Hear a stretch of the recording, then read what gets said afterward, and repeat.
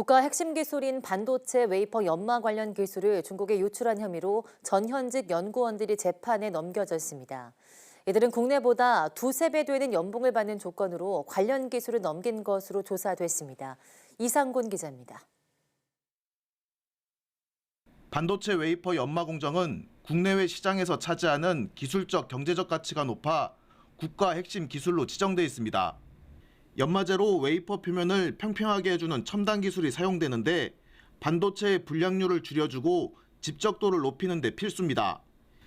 이와 관련된 산업 기술을 중국 상하이에 있는 반도체 소재업체에 넘긴 전현직 연구원 6명이 재판에 넘겨졌습니다.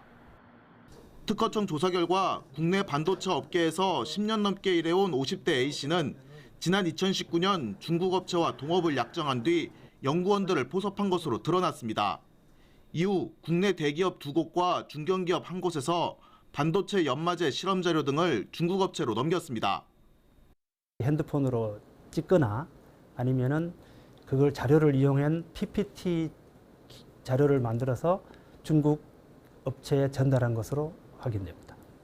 이들은 국내에서 받던 연봉보다 두세 배에 달하는 급여를 받는 조건에 범행을 저지른 것으로 조사됐습니다.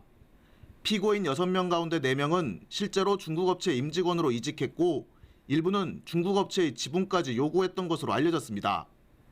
주범인 A씨는 중국에 새로운 법인까지 설립했지만 국정원 첩보로 수사에 나선 특허청 기술경찰에 덜미가 잡혔습니다. 특허청은 이번 기술 유출로 중견기업이 1,000억 원 이상의 경제적 피해를 본 것으로 추산했습니다. 우리는 초미세 공정이고 중국은 우리보다 덜 미세한 공정을 갖고 있거든요.